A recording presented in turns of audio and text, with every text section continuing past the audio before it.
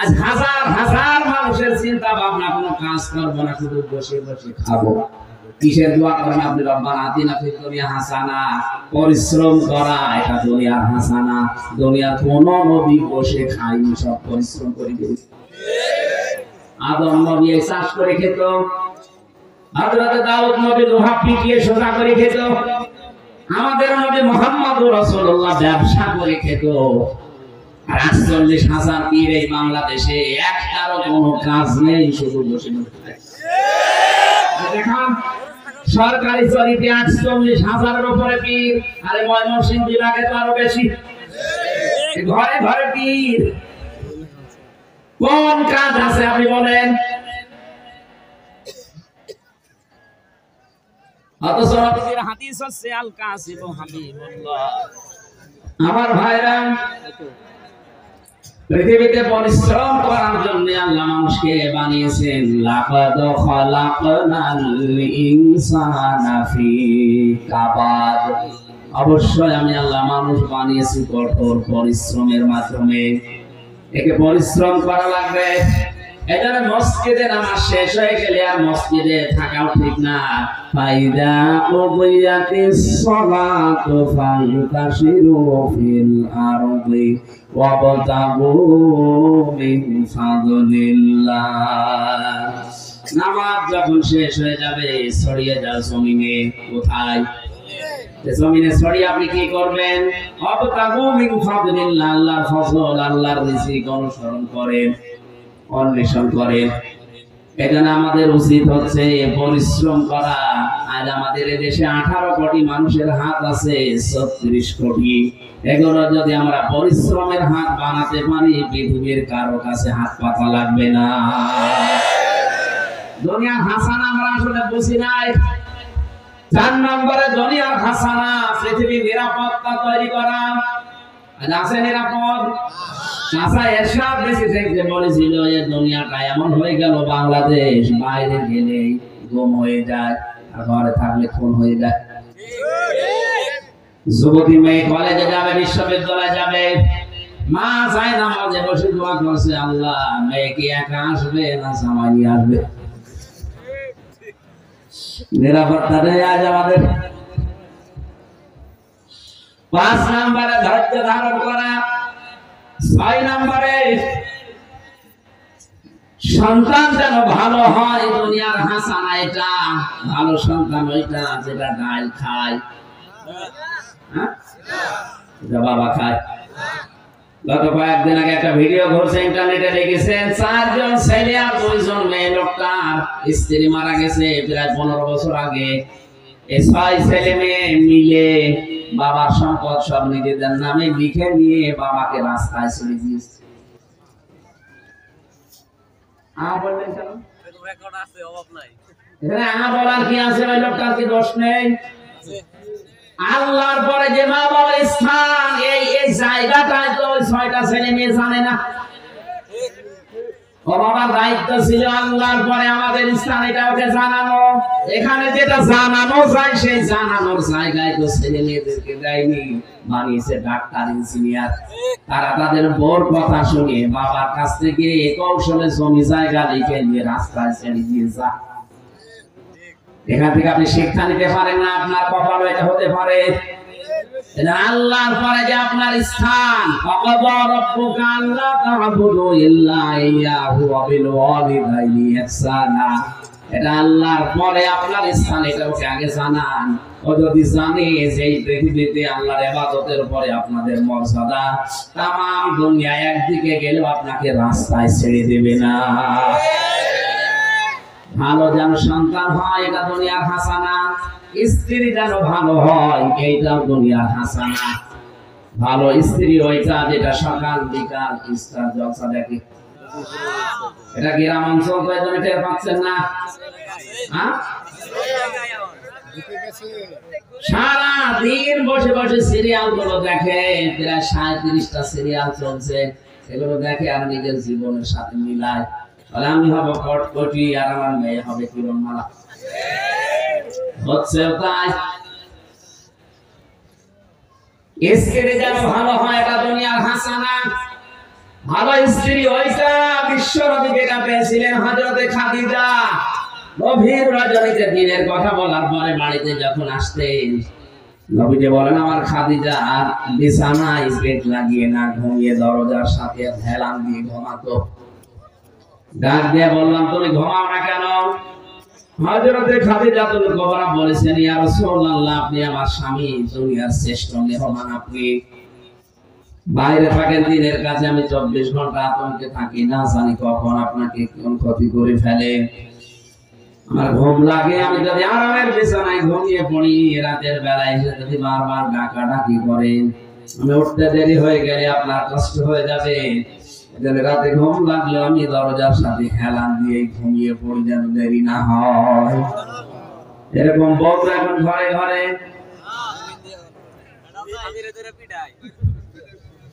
হ্যাঁ, ওরা রাত জেগে থাকে কিন্তু আপনার জন্য না, সিরিয়ালের জন্য।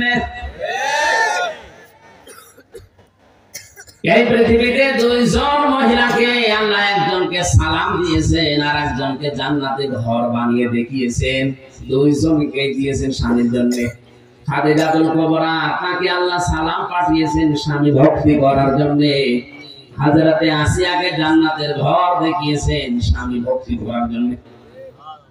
সূরা তাহরিমের 12 নম্বর আয়াতে আছে, 11 নম্বর আয়াতের শেষের দিকে আছে তার হাতের ভেতরে ব্রেক লাগিয়ে পায়ের ভেতরে ব্রেক লাগিয়ে মাথার উপরে গরম তেল দিয়েছে।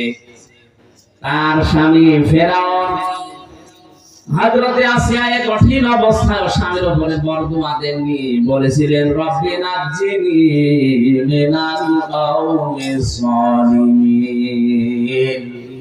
যে খালি টান দিয়ে রব্বি নাজ্জিনি, হে আমার রব তুমি আমাকে বাঁচাও এই জালেমদের কবল থেকে, আমার স্বামীর অত্যাচার থেকে আমাকে বাঁচাও, কিন্তু স্বামীর উপরে তুমি গজব দিও না।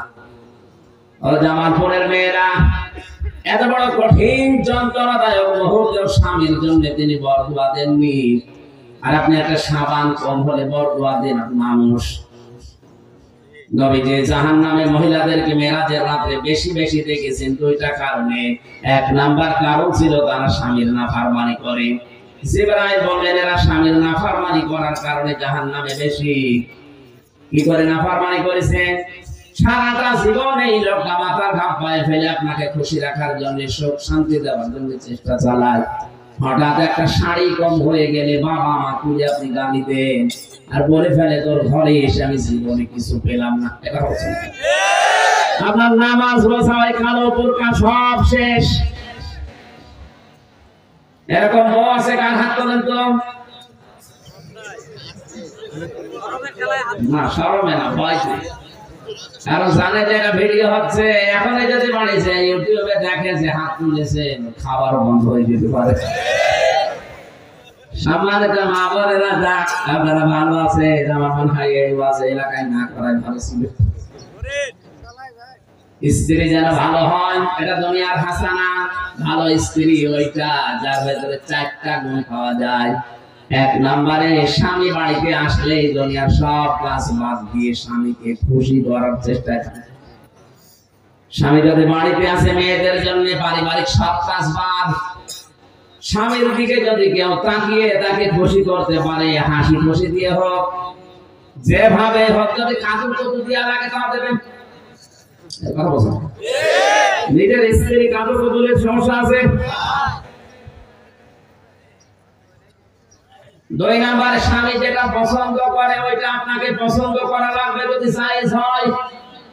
স্বামী পছন্দ করে আপনি যত হাতা কাটা ব্লাউজ গায়ে দিয়ে থাকেন, কোনো অসুবিধা নেই। কি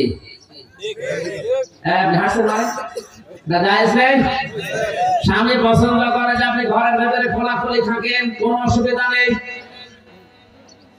স্বামীর সামনে যদি চুল বের করে থাকেন আরো সওয়াব হবে।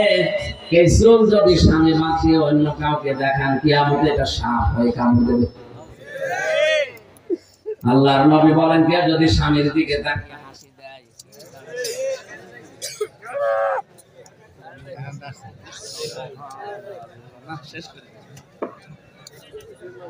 আমার ভাইরা নবীজি বলেন কেউ স্বামীকে খুশি করার জন্য হাসতে খেলতে গিয়ে যদি দাঁত বের হয়ে যায়, সেই কয়টা দাঁত বের হবে 6টা দাঁতের কথা তিরমিজি শরীফে আছে, 6টা নফল হজের সওয়াব পাওয়া যাবে। সুবহানাল্লাহ বলতে তোমার জিনিস আছে বাড়িতে যে এখন তুমি কোন হাসি ডাকবা? ভাবির হাসি ডাকা ছাড়া আর কাজ আছে?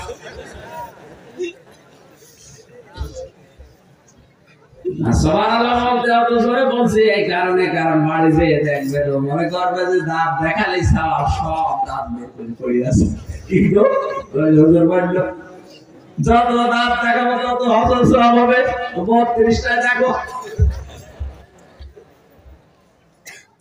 সন্তান স্ত্রীকে ভালো করার জন্য, হাসানা করার জন্য আপনি একটা দোয়া পড়বেন নামাজের পরে, রব্বানা হাব লানা মিন আজওয়াজিনা ওয়া যুররিয়াতিনা কুররাতা আ'য়ুনিন ওয়াজআলনা লিল মুত্তাকিনা ইমামা।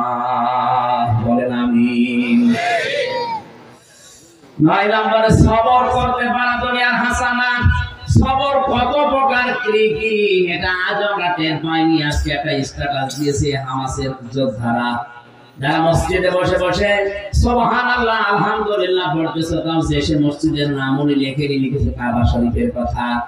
কাবার ওই চত্বরে বসেও যারা সুবহানাল্লাহ আলহামদুলিল্লাহ বলে চোখের পানি দিয়ে এই বস্ত্র ভিজাতে আছো, তোমরা যদি এই হামাসের এই ময়দানে, জিহাদের এই কঠোর ময়দানে উত্তপ্ত জায়গায় চোখের পানি না রক্ত ফেলতে পারতে, তখন বুঝতে পারতে যে আসল বিষয়টা কি, সবর কাকে বলে। আমার ছোট্ট জীবনে 3টা বছর আমি যেহেতু ভেতরে কাটালাম, আমি টের পেয়েছি যে সবর কারে বলে, কত প্রকার কি কি। এদিকে 3.5 হাত, এদিকে 2.5 হাত, এতটুকু একটা ঘরে 3 বছর তালাবদ্ধ করে রেখে দিয়েছি, যোগাযোগ বিচ্ছিন্ন থাক। খাওয়া দাওয়া জায়গায় খেয়ে বেঁচে থাকলে থাক, মরে গেলে বলবে চিকিৎসাধীন অবস্থায় নিয়ে গেছে। আর বাংলাদেশের কারাগার বলেছে অবস্থা চিকিৎসা সব রোগের এক ডাক্তার। আপনি যে কোন রোগের কথা যে বলবেন একই ওষুধ দেখ। আমার মাথায় যে ছোট ছোট চুল এমনি না, 3 বছর ওখানে থাকার পরে এমন একটা রোগ হয়েছিল, যতবার ডাক্তারের কাছে নিয়ে তো যাই না। যদি আজকে বলি ডাক্তারের কাছে 3 মাস পরে ওদের নাকি শরম হয়। সে গন্ডারকে একজন জিজ্ঞাসা করছে, ভাই 3 দিন আগে কাঁথে কত দিলাম, তখন তো হাসলে না, এখন হাসতেছো। গন্ডার বছর 3 দিন পরে এখন আমার চামড়া বের করে শরীরে নিয়ে গেছে। ওখানে যারা আছে ওদেরকে যদি বলি আমি আর মামুনুল হক যে ডাক্তার খানায় যাবো, আমাদের 2 জনের ব্যাপারে বলতো ঠিক আছে নিয়ে যাবো, ও নিয়ে যেতে যেতে 3 মাস পর রোগ এমনি ভালো হয়ে যায়। এমন অবস্থা হয়েছিল আমার নিজেরই ভয় লাগছিল বাইরে আসার পরে। এমন কি আমার মোবাইলে ক্লাস, আমার মা দেখে কান্নাকাটি করছে, কি অবস্থা। এই ভাইদের ওখানে মাথা চেয়েছিলাম ঢাকা শরিয়ায়, নাপিত পর্যন্ত ভয় পেয়েছে যে কি অবস্থা হয়ে গেছে। অথচ 3টা বছরে কোন চিকিৎসা ওরা দেয়নি, যা বলি ওই একই বললে না পাখান না পাইতে সারে।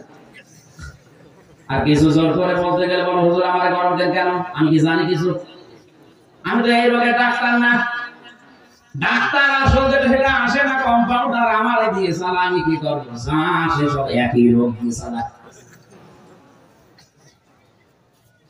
এই কঠিন অবস্থাতে 3টা বছর কেটে গেল, এখনো সাইকেল হাদিস ইবনে সাইকেল হাদিস পড়ে আছে।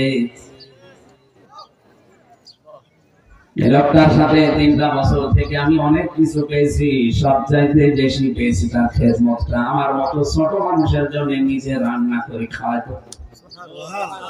আল্লাহ পাক তার জীবনের ভালো কাজগুলো যেন কবুল করে।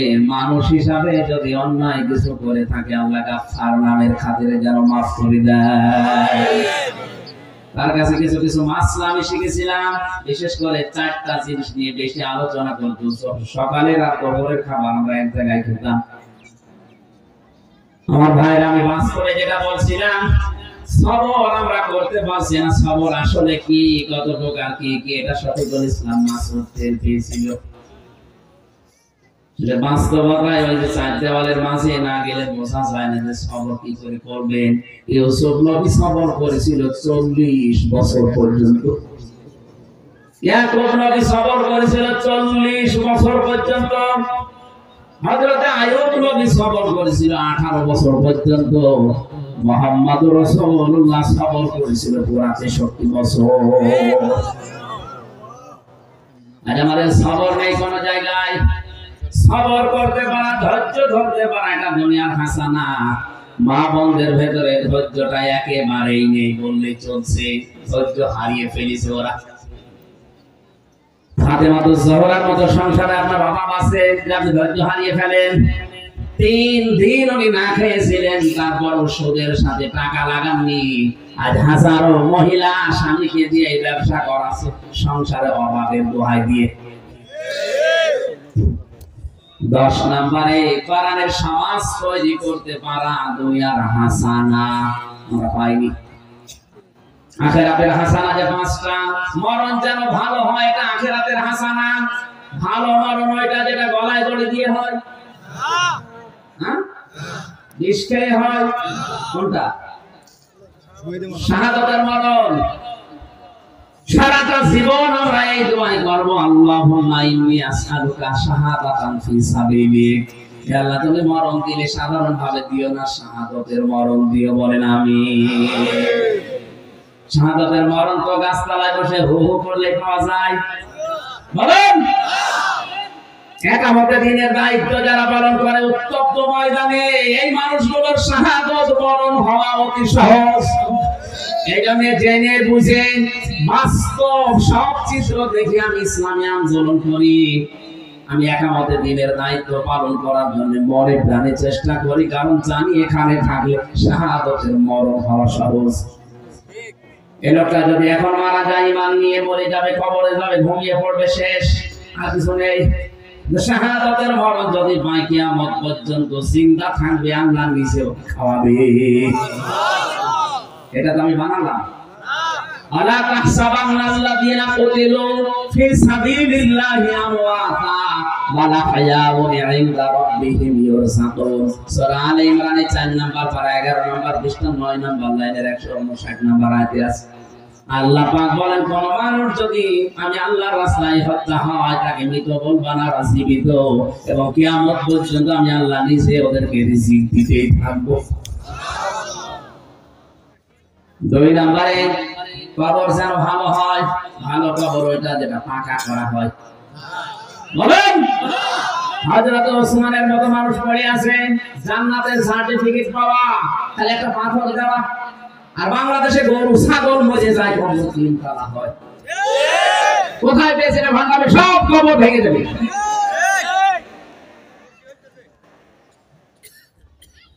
তিন নম্বরে হাসর যেন ভালো হয়।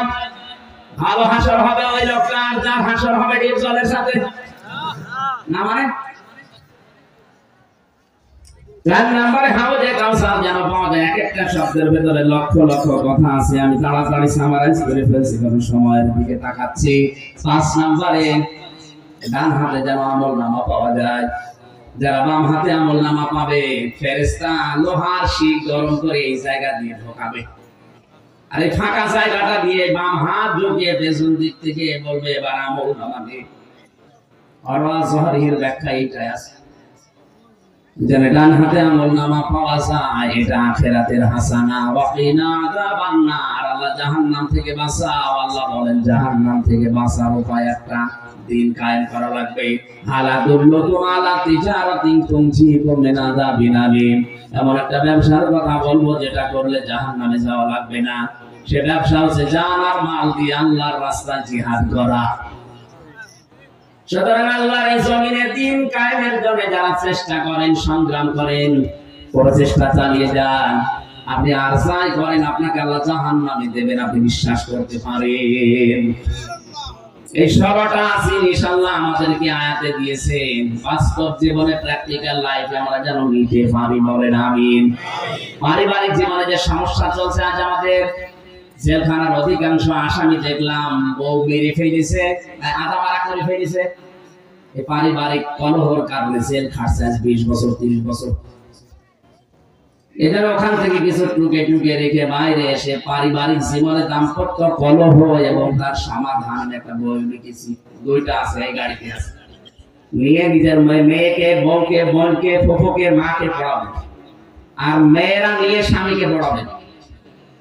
পরকীয়া প্রেম যদি এলাকায় থাকে, নাকি এলাকায় তো চলে না, আস্তে আস্তে বন্ধ হবে আমি আশা করছি। ওখান থেকে নিয়ে যাবেন, যাওয়ার সময় আমার মাগরিব ধরা লাগবে, সে নড়াই দিয়েছে। আমি দোয়া চেয়ে দোয়া করে আজকের মতো শেষ করছি। আগামীতে দিনের বেলা অনুষ্ঠান নেবেন না, রাতে নেবেন যদি হয়। দিনের বেলা আমার আলোচনা হয়, ক্যান্সার হয় বেশি। আল্লাহুম্মা আমিন। ربنا آتنا في الدنيا حسنة وفي الآخرة حسنة وقنا عذاب النار وإذ تأذن ربكم لئن شكرتم لأزيدنكم ولئن كفرتم إن عذابي لشديد। সূরা ইব্রাহিমের 7 নম্বর আয়াত আল্লাহ জানিয়েছেন, তিনি নিজেই যেন ঘোষণা দিচ্ছেন, একটি ঘোষণা শোনো। আল্লাহ নিজে মাইক হাতে নিয়ে মনে হচ্ছে আমি পড়েছেন, একটি এলান শোনো। ও জামালপুরবাসী, একটি এলান শোনো, একটি ঘোষণা শোনো। কি সেই ঘোষণা? লাইন শাকারতুম লাযিদান্নাকুম, যদি আমার নিয়ামতের শুকরিয়া আদায় করো, এটা আমি আরো বাড়িয়ে দেব। বাড়িয়ে দেওয়ার জন্য আল্লাহ যে শব্দ চয়েস করলেন, লাযিদান্নাকুম, লামে তাকিদ নুনে সাকিলা, গ্যারান্টি দিয়ে বলছেন আমি বাড়িয়ে দেবই। এখন আমাদের প্রশ্ন, নিয়ামতের শুকরিয়া আদায় করতে হয় কি করে? বাংলাদেশে আমরা মনে করি টুটি পর্যন্ত খেয়ে একটা ঢেকর করে বললাম আলহামদুলিল্লাহ, হয়ে গেল না। এটা বাক্য। নিয়ামতের শুকরিয়া যদি আদায় করতে হয়, কমপক্ষে 3টা জিনিস আপনাকে মানা লাগবে। 1 নম্বরে মুখে বলা লাগবে যে হ্যাঁ এটা নিয়ামত। এটা মানে তো, এটা মানে অনেকের কাছে যেটা নিয়ামত মনে হয় না, এটা গজব মনে হয়। কোরআনের আয়াত নাযিল হলে সবচেয়ে বেশি ঝামেলায় পড়তো মুনাফিকরা। আর বাংলাদেশে কোরআনের আলোচনা হবে শুনলেই ঝামেলায় থাকে মুসলমানরা। 1500 বছর আগে মুনাফিকরা সব সময় ভীত সন্তুষ্ট থাকতো, না জানি কখন আমার বিরুদ্ধে আসমান থেকে নাজিল হয়ে যায়। তারা তো আমরা জানি মুনাফিক। বাংলাদেশে কোরআনের আলোচনা হবে শুনে যাদের ভেতরে ধুক ধুক শুরু হয়, বুঝতে হবে এটাও নামধারী মুসলমান দাবি করলে ওটা মুনাফিক। মুনাফিকের জানাজা পড়া জায়েজ আছে, কবরে দেওয়া কথা বলে না কেন, দোয়া করা, ওয়ালা তুসাল্লি আলা আহাদিন মিনহুম মাতা আবাদা ওয়ালা তাকুম আলা কবরি। সূরা তাওবার 84 নম্বর আয়াতের প্রথম অংশে আছে, হে নবী, মুনাফিক যদি মারা যায় তার জন্য দোয়া করা দূরের কথা, কবরের পাশে দাঁড়াবেন না। আমার মনে হয় 1500 বছর আগে যে সিস্টেম ছিল ওইটা যদি এখন চলতো, বাংলাদেশে অনেকের জানাজায় নসিব হতো না। জেলখানার ভেতরে মাওলানা মামুনুল হক সবচাইতে বেশি এই কথা বলতো আমারে, হামজা সামনে যে জানাজার ব্যাপারে খুব সতর্ক থাকা লাগবে। কারণ কাফেরের জানাজা পড়া, বেঈমানের জানাজা পড়া, মুনাফিকের জানাজা পড়া হারাম। এই কথা বুঝছেন? এই হারাম কাজ যদি কেউ করে, এই ব্যাপারে আমরা সতর্ক থাকবো যেন কোন মুনাফিকের জানাজা আমরা পড়াই না, হাজিরও না হয়। একটু সতর্ক হয়ে যদি শক্ত হওয়া যায়, হাজার হাজার বেঈমান এমনি টাইট হয়ে যাবে। টাইট হবে না, কারণ ও জানে যে আমার জানাজা না দিলে অসুবিধা, এখন ও তো জানাজা বিশ্বাস করে। বাংলার এক নাস্তিক ডক্টর আহমেদ শরীফ বলেছিল আমার জানাজা দেওয়ার দরকার নেই, কবরে দেওয়ার দরকার নেই। ছাত্ররা বলেছে স্যার আপনাকে করবো কি, উড়িয়ে ফেলি না, হিন্দু ধর্ম বিশ্বাস করি না, আপনারা করবো কি? আমার লাশটা ঢাকা মেডিকেল কলেজে দিয়ে দিও, ছাত্র ছাত্রীরা আমার লাশ কেটে কেটে ডাক্তার শিখবে। মারা যাওয়ার পরে নিয়ে গেছে অ্যাম্বুলেন্সে করে। মুসলমান ছাত্র ছাত্রী যারা মিছিল আরম্ভ করেছে, না এ নাস্তিকের লাশ নিয়ে আমরা ডাক্তারি শিখবো না, যে আল্লাহরে বিশ্বাস করেন ওরা কেটে কি পাবো। অ্যাম্বুলেন্সের ড্রাইভাররা জানে ভার্সিটির ছেলে মেয়েরা যদি একবার খেপে ওই অ্যাম্বুলেন্সে আগুন লাগিয়ে দিতে পারে, তাড়াতাড়ি মাথা ঘুরিয়ে দেটা। কোথায় নিয়ে যাবে? জানাজা দেওয়া নিষেধ, কবরে দেওয়া নিষেধ, পুড়িয়ে ফেলা নিষেধ, জেনে ফেলি দিয়েছা বকুর শ্রীগালি খেয়েছে। এরকম দু একটা যদি শুরু হয় আমার মনে হয় অনেক নাস্তিক টাইট হয়ে যাবে। আমি 4টা বিষয়, আমি 2 বছর 8 মাস ওনার সাথে ছিলাম, সবচেয়ে বেশি 4টা বিষয় আমাকে বলতো। এই জানাজার বিষয়টা 1 নাম্বার, এটা আমি পড়াবো না, খুব কঠোর বিষয় হওয়া লাগবে আমাদেরও, কারণ হারাম কাজ। নবীজিকে আল্লাহ পাক আয়াত নাযিল করে জানিয়েছেন, ফালাইয়া গফিরাল্লাহু লাহুম। এখানে আল্লাহ যদি মুনাফিক শুধু আব্দুল্লাহ ইবনে উবাই উদ্দেশ্য হতো তার নাম দিত, আল্লাহ বোম দিয়েছেন। তার মানে এর মতো চরিত্র কিয়ামত পর্যন্ত অনেকের হবে আল্লাহ জানে। তাদের জন্য যদি 70 বার আমরা দোয়া করি, কবুল হচ্ছে না, হবে না। এক ফির মসারে বর্তমান ভবিষ্যৎ, প্রেজেন্ট ফিউচার। হে নবী, মুনাফিকের জন্য যদি আপনি দোয়া করেন 70 বার না। নবীজি ওই আয়াতের তাফসিরে আমি পড়েছি, তাফসিরে হাক্কানিতে উনি মনে মনে করছিলেন আমি 71 বার দোয়া করব এই লোকটার জন্য। আল্লাহ তো 70 বারের কথা দিয়েছে, আমি 71 বার করব। তখনই ফালাইয়া গফিরাল্লাহু লাহু নাযিল হয়। হে নবী, এর জন্য 71 বার না, আপনি কোটি কোটি বার এর জন্য দোয়া করলে কবুল হবে না। কাকে বলেছে? যে নবী কোনদিন হাত তোলায় লাগেনি, মনের ভেতরে কামনা আসলে দোয়া কবুল হয়ে গেছে।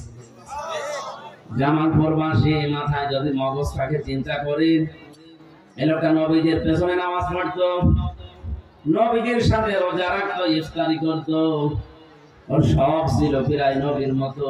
শুধু রাজনৈতিক দর্শনে আল্লাহর নবীকেও মানতো না। তলে তলে ওর নেতা ছিল আবু জেহেল। রাজনৈতিক জীবন যে একটা জীবন বলে আছে, অনেকে মনে করে না এটা দুনিয়ার কাজ, অথচ এটাও দিয়েছে আখিরাত তৈরি করা যায়। অনেকে জানেও না, বিশ্বাসও করে না। কথাগুলো সতর্কমূলক বলতে গেলে বলো হুজুর এটা রাজনীতি। কোরআনে নামাজের কথা বললে যদি রাজনীতি না হয়, রমজানের কথা বললে যদি রাজনীতি না হয়, কোরআন দিয়ে নবীজি 10 বছর এ দেশ চালিয়েছেন, এই কথা বললে রাজনীতি হয়, বুঝতে হবে আপনি মুনাফিক। মুনাফিক মারা গেলে আমি আবার বলছি এর জন্য 70 বার 71 বার না, শুধু হামসা দিয়ে না, গিয়াসউদ্দিন দিয়ে না। আপনি যদি একেবারে কাবার ইমাম সদাসি দিয়েও জানাজা পড়ান, ওটা কবুল হবে না। এজন্য আমরা যেন মুনাফিকের কোনো জার ভেতরে না থাকে। এটা নিয়ামত, এটা মনে করে আমরা খুশি, আমরা মুখে প্রকাশ করছি, বলেন আলহামদুলিল্লাহ। 2 নম্বরে মনের ভেতরে একটা অনির্বচন শোক পাবেন আপনি। কি শোক? শব্দ উচ্চারণ করতে পারছেন না? একটা অনির্বচন শোক আপনি অনুভব করবেন। এটা কেমন? এটা পাখি যখন ছ মারে, বাচ্চাগুলো পলকের নিচে, পালকের নিচে, নরম মোলায়েম সফট কমল মায়ের পাখার নিচে আশ্রয় নিয়ে একটা কিচির মিচির আওয়াজ দেয়। বাংলাতে এটারে বলা হয় অনির্বচন শোক। আপনি যখন কোরআনে কারিমের অনুষ্ঠানকে নিয়ামত মনে করবেন, আপনার অন্তরে ওইরকম একটা শোক অনুভব করবেন আপনি। বলেন সুবহানাল্লাহ। 3 নম্বরে এখান থেকে যেটা ডেলিভারি দেওয়া হবে, এই কথাগুলো আপনার প্র্যাকটিক্যাল লাইফে আপনি মিলানোর সিদ্ধান্ত নেবেন আল্লাহর মর্জি মতো। কয়টা বললাম? আরো জোরে বলেন।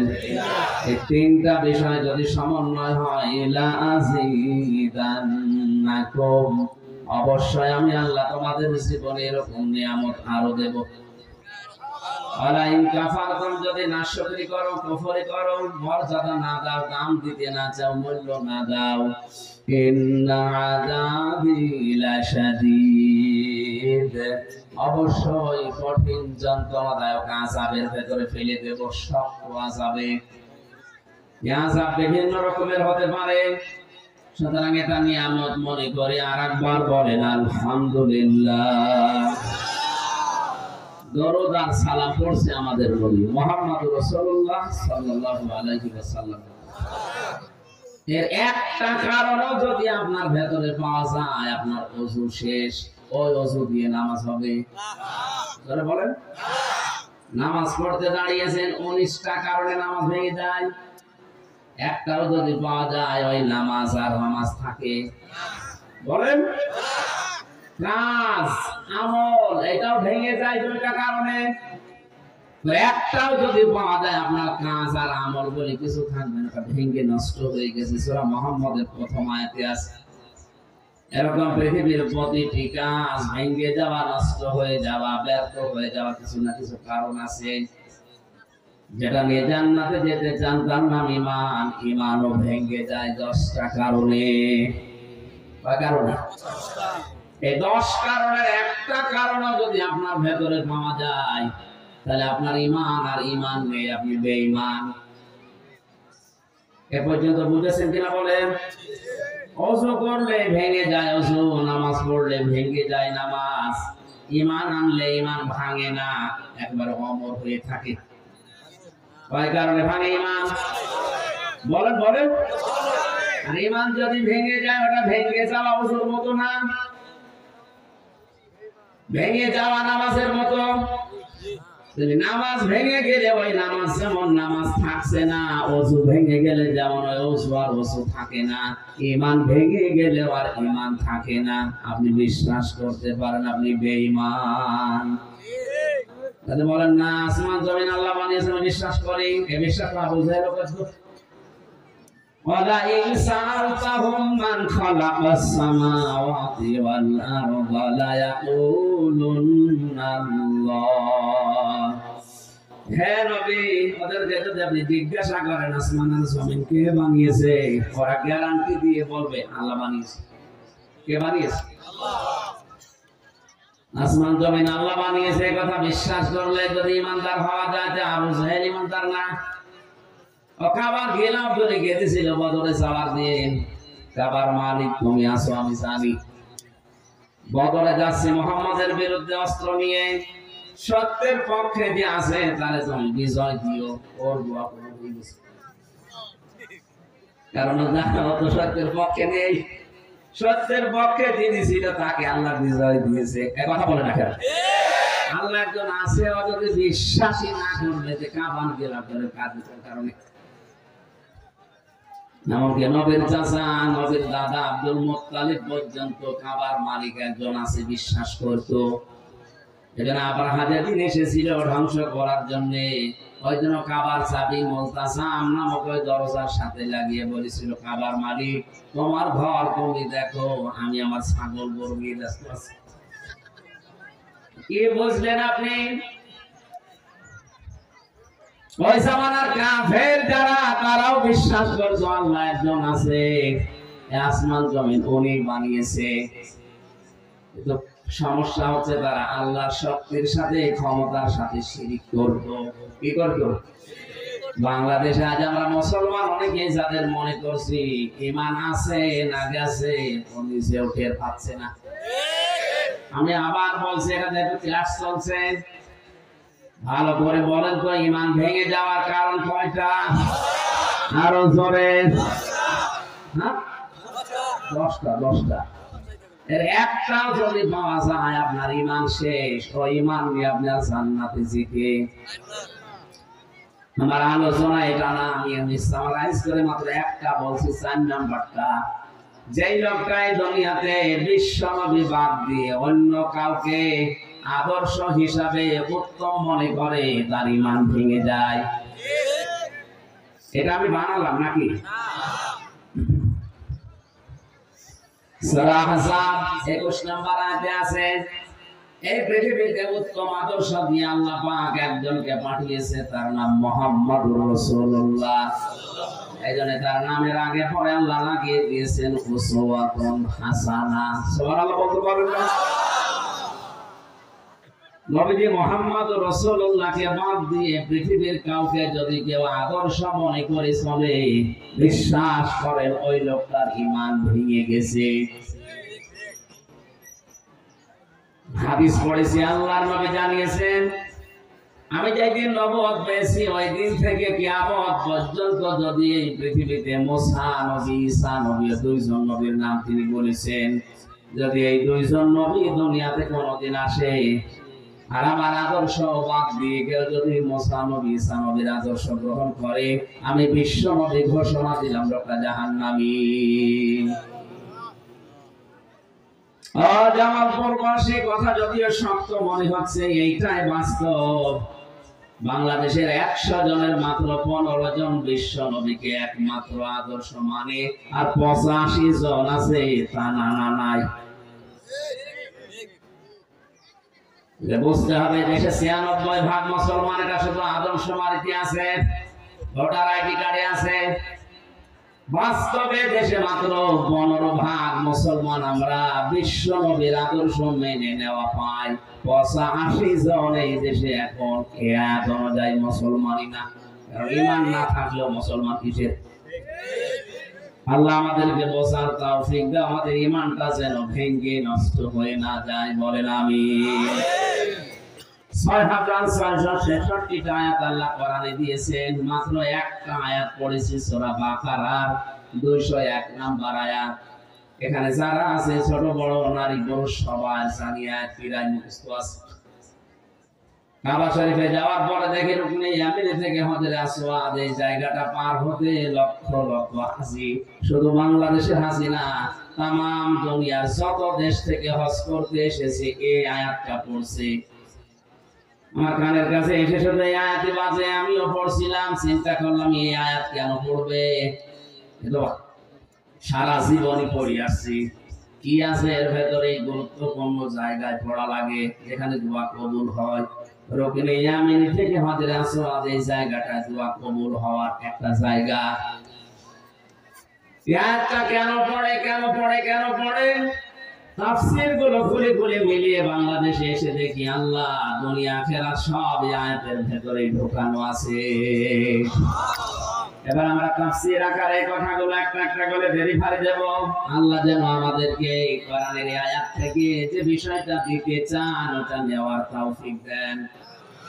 সারা জীবন আপনি পড়ে যান রব্বানা আতিনা ফিদ দুনিয়া হাসানা, অথচ হাসান আছে কি এটা আজ পর্যন্ত এখানে অনেকেই জানে না।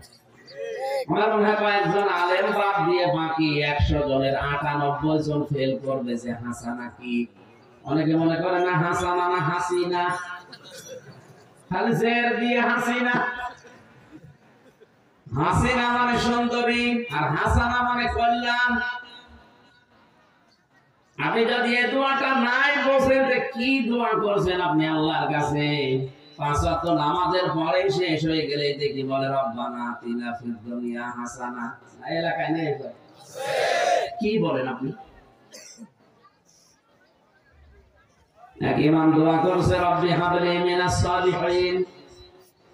এক যুবক বলছে হুজুর সে ছোটবেলা থেকে নামাজ পড়ে একই দোয়া করেন, কি এই দোয়া কি বলেন আপনি? এই দোয়ার মানে কি? আমি জানি না। জানেন না মানে? সারা জীবন দোয়া করেন আপনি জানেন না, আপনাকে বলা লাগবে আমি জানি না। এক আলেমের কাছে গিয়ে বলে আমাদের ইমাম শুধু এই দোয়া পড়ে, দোয়ার মানে কি? আলেম বলছে এটা শুধু দোয়া না, এটা কোরআনের আয়াত। এর অর্থ হচ্ছে আল্লাহ তুমি আমাকে একটা নেককার সন্তান দান করো। যুবক মনে করছে আমাদের ইমামের মনে হয় ছেলে মেয়ে হয় না, বাড়ি নোয়াখালী। নোয়াখালী বাড়ি এসে মনে হয় জামালপুরে ইমামতি করছে, ছেলে মেয়ে নেই। এই দোয়া পড়ে বলছে হুজুর আপনার ছেলে মেয়ে কয়টা? 11টা।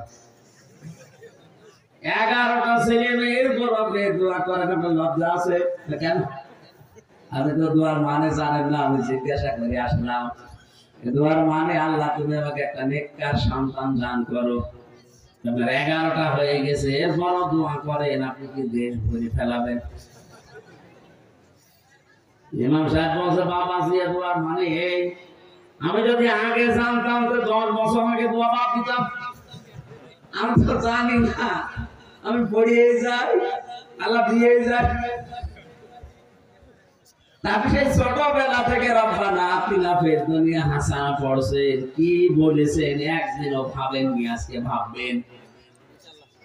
আল্লাহ পাক বলেন আমিনুহুম মাইয়াকুলু রব্বানা আতিনা ফিদ দুনিয়া হাসানা।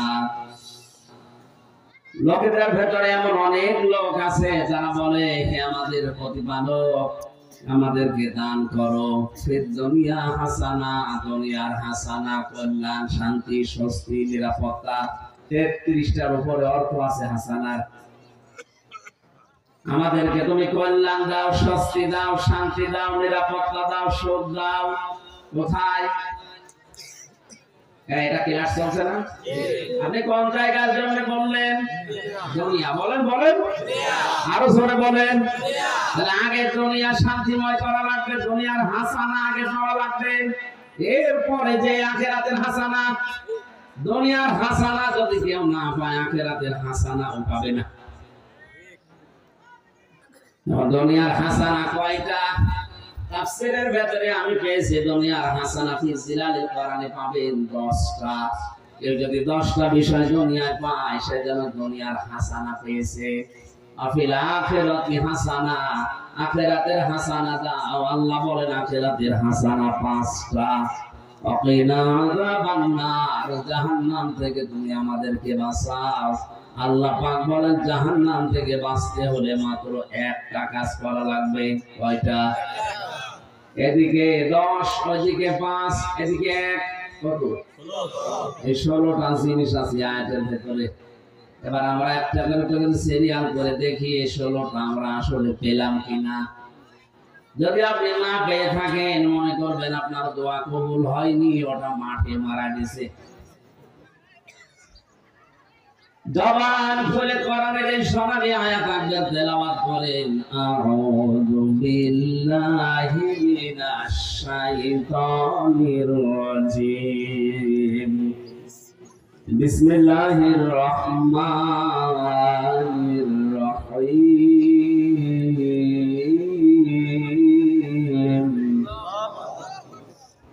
ومنهم من يقول ربنا آتنا في الدنيا حسنة وفي الآخرة حسنة وقنا عذاب النار.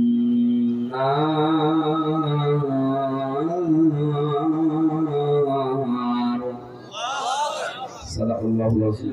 আমরা আমাদের বদল পারি না। আমাকে শহীদ করে দেন। আল্লাহর নাম নিয়ে নাকি ভগবানের নাম নিয়ে করব? আমাকে শহীদ করো সেই মিছিলে, শামিল করে নিও। যে মিছিলের নেতা আমির হামজা, খোবায়েব খাব্বাব, খোদার ছিল যারা অতি প্রিয়, শামিল করে নিও। আমার ভাইরা, সূরা বাকারার 201 নম্বর আয়াতে আমরা পড়লাম।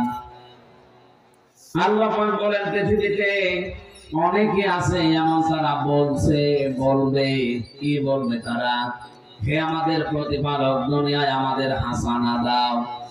আল্লাহ পাক বলেন পৃথিবীর হাসানা যে 10টা, তার প্রথম হচ্ছে কোরআনে কারীম পাওয়া, এটা দুনিয়ার হাসানা। এখানে যারা বসে আছে সবাই হয়তো এক বাক্যে বলবে কোরআন আমরা পেয়েছি, বাড়িতে চলেন আপনাকে দেখাবো। এর নাম কোরআন পাওয়া না। কেউ যদি কোরআন পায় তাদেরকে আল্লাহ 4টা শর্ত দিয়েছেন। কয়টা? সূরা বাকারা প্রথম নাম্বার পারা 18 নাম্বার পৃষ্ঠা 4 নাম্বার লাইনের 121 নাম্বার আয়াতে দলিলটা আছে, আল্লাযীনা আতাইনাহুমুল কিতাবা ইয়াতলুনাহু হাক্কা তিলাওয়াতি। আল্লাহ পাক বলেন আমি যাদেরকে কোরআন দিয়েছি, কিতাব দিয়েছি, তারা এর হক আদায় করে তেলাওয়াত করে। তাফসীরে মুনির মুফাসসির লিখেছেন কোন কিছু যদি কেউ হক আদায় করে পড়তে চায়, বিশেষ করে হাক্কা তিলাওয়াতি এই শব্দের ব্যাখ্যায় তিনি বলেন কেউ যদি হক আদায় করে কিছু পড়তে চায় 4টা শর্ত তারে মানা লাগবে। কয়টা? আপনি যে দুনিয়ার হাসানা পেয়েছেন মিলান তো, এই 4টা হক আদায় করে যদি আপনি পড়তে পারেন বুঝবেন আপনি কোরআন পেয়েছেন। দুনিয়ার 1 নাম্বার হাসানা আপনি পেলেন। 1 নম্বরের শর্ত হচ্ছে এটা শুদ্ধ করে পড়া লাগবে। বাংলাদেশের 100 জনের 95 জন কোরআন শরীফ শুদ্ধ পড়তে পারে না। কথা বলে না, মানিয়ে বলছি এটা জরিপ। 100 জনের 95 জন শুদ্ধ করে পড়তে পারে না। সারা জীবন আপনি দোয়া করলেন রব্বানা আতিনা ফিদ দুনিয়া হাসানা, আপনার দোয়া তো কবুল হচ্ছে না। যদি হাসানা পেতে চান এই রমজানটা কাছে লাগান, শুদ্ধ করে কোরআন পড়বই। সিদ্ধান্ত নেন, পারবেন ইনশাআল্লাহ। আমি গ্যারান্টি দিয়ে যাচ্ছি যদি শুদ্ধ করে পড়তে পারেন। দ্বিতীয় শর্ত হচ্ছে এটা বুঝতে হবে পুরা রমজানে 1 পারা করে হলো মাতৃভাষায় অর্থ পড়ে পড়ে পুরাটা শেষ করে একটু যদি আপনার আয়ত্ত হয়ে যায়। জেলখানায় 3টা বছর যেহেতু আমি একবারে ছিলাম, 150 বারে কোরআন পড়েছি আর 70 থেকে 75 বার বাংলা শেষ করেছি। আমার কাছে তো অনেক সহজ লাগে। আপনি একবারই রমজানে শেষ করে দেখেন, শিরিক বেদাত আপনাকে দিয়ে কেউ করাতে পারবে না। মক্কা মদিনায় শিরিক নেই, তার বাস্তব প্রমাণ হচ্ছে ওরা সন্তান জন্মের পরে কোরআন হাতে তুলে দেয়। আর আমাদের দেশে কোরআনে কারিম দেওয়ার সিস্টেম গুলো আমরা আরো আস্তে আস্তে হারিয়ে ফেলছি। শিক্ষা ব্যবস্থায় এমন এমন চ্যাপ্টার দেওয়া হচ্ছে, কোরআন শেখা তো দূরের কথা, এরা শরীর থেকে শরীফা হয়ে যাচ্ছে। বাংলার মুসলমানেরা এই চ্যাপ্টারটা যদি শুধু 7 এর ক্লাসে থেকে যেত কিছুই বলতাম না। কয়েকদিন পরে এই মানসিক বিকারগ্রস্ত লোকগুলো, অসুস্থ মানুষগুলো আন্দোলন করবে। ক্লাসের সিলেবাসে যখন আছে এটা আমরা বাস্তব জীবনেও চাই। হাইকোর্টের মাধ্যমে কেস করে যখন বলবে আমি শরীফ নিয়ে, এখন আমি শরীফা, আমার হোস্টেলে সিট দেন, মহিলা হোস্টেলে। আরে ভাই, যে হোস্টেলে আপনার মেয়ে থাকে, আপনার বোন থাকে, আপনার ফুফু থাকে, কথা বলে না কেন? বেটা শরীফ ছিল, সকালে বিকালে শরীফা দাবি করে আপনার মেয়ের সাথে বোনের সাথে মহিলা হোস্টেলে থাকবে। যতই শরীফা হোক, মাল কি বলেন? তখন আপনার মেয়ের সাথে আপনার বোনের সাথেও ঠিক থাকবে। সেদিন একজন জিজ্ঞাসা করছে, হুজুর যুবক যুবতী এক বেডে ঘুমানো জায়েজ আছে? জায়েজ আছে, কিন্তু ওরা ঘুমাবে, ওরা ঘুমাবে। আপনারা মাল তো শরীফ, বেকালে শরীফা দাবি করে এখন যদি আপনার মেয়ের কাছে থাকে, বলেন তো 10 মাস পরে আপনার মেয়ে আসবে অবৈধ সন্তান পেটে নিয়ে, কিছু বলতে পারবেন না, কারণ এটা তো দেশের আইন হয়ে গেছে। বেশি কিছু বলতে যাবেন, আপনার নাম আবার মামলা হবে। আমার নামে ভুয়া মামলা দিয়ে 3 বছর যদি আটকিয়ে রাখতে পারে, আপনি রাষ্ট্রের বিরুদ্ধে চলে যাচ্ছেন, আপনার বিরুদ্ধে মামলা আসলটা দিয়ে 20 বছর চলে রেখেছেন। এই কারণে কথা বলা লাগছে, আগামীতে যেন দেশটা জারজ দিয়ে ভরে না যায়। সাথে মাতাল হলো কানে, ঠিক আছে, ওরা জানে যে অনেকেই বুঝবে না, কিন্তু আলেম যারা তারা তো বুঝে ফেলেছে এদের দুর্বিসন্ধি কি। 1 থেকে মাস্টার্স পর্যন্ত আপনি কোরআনে কারিমকে দেন সিলেবাসে, যদি শুধু শুদ্ধ করে পড়া আর বোঝার মতো সিস্টেম থাকে, দেশে ঘুষ চলবে না। আমি এই চোখে দেখেছি শিক্ষক অসুখ করছে, ছাত্র পানে পায়ে ঢেলে দিচ্ছে, কাদা লেগে আছে, কাদা সাফ করে দিচ্ছে। উস্তাদের 9 মাস বয়স, মাত্র 4.5-5 বছর বয়স, এতটুকু ছেলে। আমি এই চোখে এইটাও দেখেছি বিশ্ববিদ্যালয় ক্লাস চলছে, মাস ক্লাসে ছাত্র জোকা দিয়ে পিটাচ্ছে শিক্ষককে, বলছে শালা তোর মেরে। এটাও তো ছাত্র, ওইটাও ছাত্র। এটা কোরআনে স্পর্শ পেয়ে মানুষ হচ্ছে, আর এটা মাস ক্লাস করার পরে কোরআন পায়নি, ওটা জানোয়ার হয়ে গেছে। বাংলায় যারা দায়িত্বে আছেন, আগামী প্রজন্মকে যদি এখনো মানুষের মতো মানুষ করতে চান, কোরআনে কারিম দেন। রমজানের সিদ্ধান্ত নেন, সিলেবাসে 100 মার্কের কোরআন আমরা ঢোকাবো। এটা তো রাজনীতি।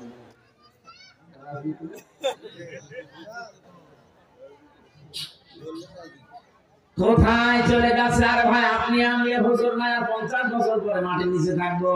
আমাদের প্রজন্ম এই দুনিয়ায় থেকে যদি জেনাখর হয়ে যায়, যদি অবৈধ সন্তান পেটে নিয়ে ঘরে, কবরে আপনি শান্তি থাকতে পারবেন? দুনিয়ায় যেগুলো রেখে গেলেন, এগুলো যা করবে ফিলাক্সি লোড হয়ে, বিকাশ হয়ে সব কবরে যাবে। এখন যদি বলেন হুজুর আমার বিকাশ নাম্বার খোলা নেই, এমনি করে যাবে, খোলা লাগবে। যা রেখে গেছে কি খোলা লাগবে? আপনি রেখে গেছেন তো পরিমণি, স্বামী পাল্টাতে পাল্টাতে কত স্বামীকে পাল্টে চলেছে। আমাদের পাশে জেলে ছিল, জেলের ভেতরে যে সাজু করে মানুষ ওখানে টেনশনে চিন্তায় বাঁচে, আরো শ্বাসের শেষ নেই। এমন নেই, এমন ছেলে রেখে যাচ্ছেন, এমন বউ রেখে যাচ্ছেন, আপনি কবরে যাওয়ার পরে ওরা অবৈধ কাজ দুনিয়ায় করবে, আর ওইটা সবগুলো সামারাইজ হয়ে আপনার কবরে যেতেই থাকবে। বলেন নাউজুবিল্লাহ। এখানে যে যত বড় দায়িত্বে আছেন, তার কিন্তু কবরে সমস্যা বেশি হবে। আমি নাম নিলাম না, যারা বড় দায়িত্বে আছেন তারা এখনো নিজেকে কন্ট্রোল করেন। রাম বামদের পরামর্শে নিজের প্রজন্মকে যদি আপনি জাহান্নামে বানিয়ে ফেলেন, আমি নিচে নামলাম না, কিছু বলতে গেলে ওদের গায়ে ছাই লাগে, করবো কি?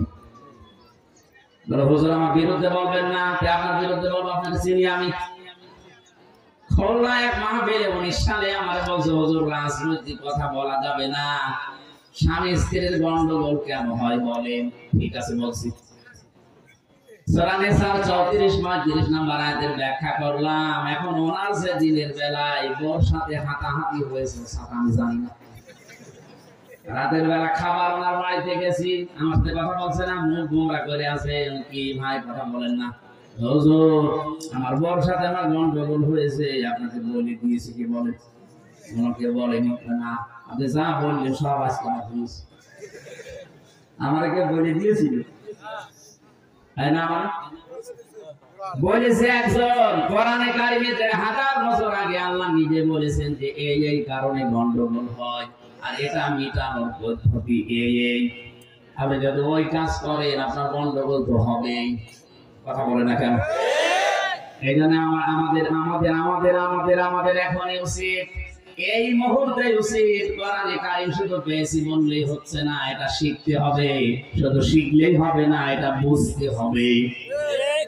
শুধু বুঝলেই হবে না, যতটুকু বুঝবেন ওর উপরে প্র্যাকটিক্যাল লাইফ সাজাবেন। শুধু সাজালেই হবে না, এটা যেন মানুষ মানতে পারে সেই ব্যবস্থা করে দেবেন। হক বললাম কয়টা?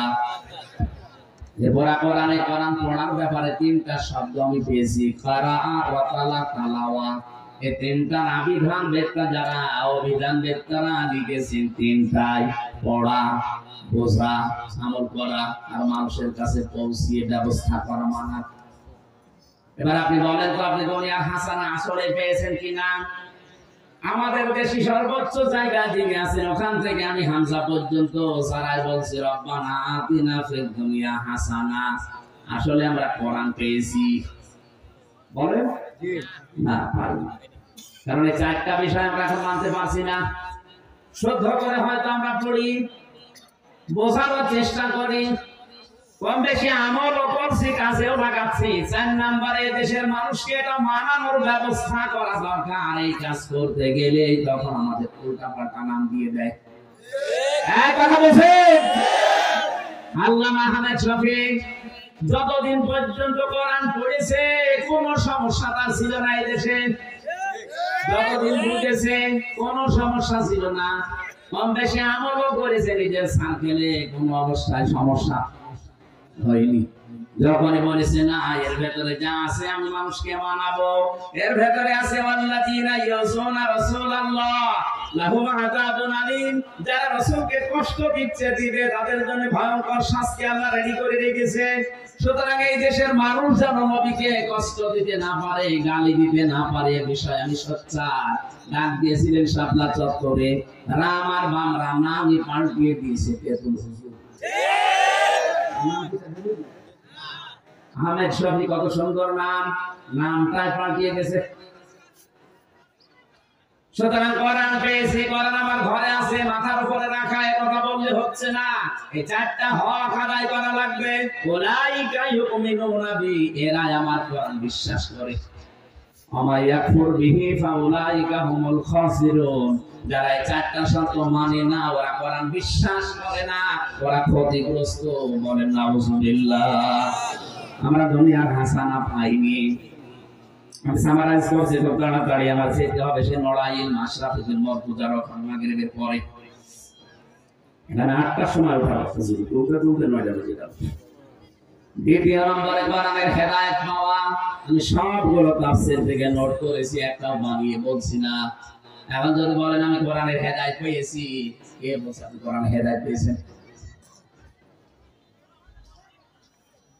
নরসিংদীর গিরিশচন্দ্র সেন, এ বেটা হিন্দু, আমার চাইতে কোরআন বেশি পড়েছে, বেশি লিখেছে, বেশি বুঝেছে। এখানে যত আলেম আছে আমি সহ কেউ বুকে হাত দিয়ে বলতে পারবেন না পুরা কোরআনের প্রতিটি শব্দের অর্থ আমার জানা আছে। কারো বলার সাহস নেই। আমারও মনে নেই, আমি পড়েছিলাম, এখন আবার স্টাডি করা লাগবে, দেখা লাগবে। কিন্তু ওই হিন্দু বেটা পড়া কোরআন শরীফের প্রতিটি শব্দের অর্থ জানা ছিল, তাফসীর পর্যন্ত লিখেছে। আপনি ভাবেন তো আপনার চাইতে আমাদের চাইতে কোরআনও পড়েছে কত বেশি, বুঝেছে কত বেশি, লিখেছে কত বেশি, কিন্তু কোরআনের হেদায়েত পেয়েছে। বলেন মারা যাওয়ার পরে কবর পেয়েছে, জানাজা পেয়েছে, কি করেছে? পড়ে ফেলেছে। আপনি বলছেন আমি কোরআনের হেদায়েত পেয়েছি, তো কোরআনের হেদায়েত পাওয়ার জন্য যে 500 আয়াত থাকা দরকার আমাদের সমাজে একটাও নেই। কিভাবে পেলেন? এর ভেতরে 500 আয়াত আছে শরীয়তের বিধান, এগুলো সব বর্ডার। এই বাংলাদেশ পার হতে হলে ভারতের যতগুলো বর্ডার আছে, যে কোনো বর্ডার দিয়ে পার হতে হলে আপনাকে পাসপোর্ট দেখানো লাগবে। কথা বলেন না কেন? আল্লাহ পাক দুনিয়ায় বর্ডার দিয়েছেন 500। কত? তিলকা হুদুদুল্লাহ, এগুলো আল্লাহর হুদুদ, বর্ডার। এই বর্ডার গুলো যেন ক্রস না হয়। যে সমাজে এই বর্ডার ক্রস হয় না, ওইটাই হেদায়েতের সমাজ। আমাদের দেশে, আমাদের সমাজে সব বর্ডার ক্রস করে অলরেডি চলে গেছে আমরা আমেরিকায়। দেশটা এখন গেড়াকলে পড়ে আছে। এদিকে একদিকে আমেরিকা, আর একদিকে চীন আর রাশিয়া আর ভারত। আমরা মাঝখানে, এদিকে গেলেও মরবো, ওদিকে গেলেও মরমারা করবো। এখানে শুধু প্রধানমন্ত্রীর দোষ নয়, করবে কি? যেদিকে যাবে সেই দিকেই মায়ের খাওয়া লাগে। একটা গেড়া করে আমাদের ফেলে দিতেছি। এ কথা বলতে গেলে এটা আন্তর্জাতিক পর্যায়ে ষড়যন্ত্র হবে, আমি জানি। দুনিয়ার হাসানা আমরা আসলে পাইনি। 3 নম্বরে দুনিয়ার হাসানা পরিশ্রম করতে পারা, শ্রম দেওয়া, এটা দুনিয়ার হাসানা।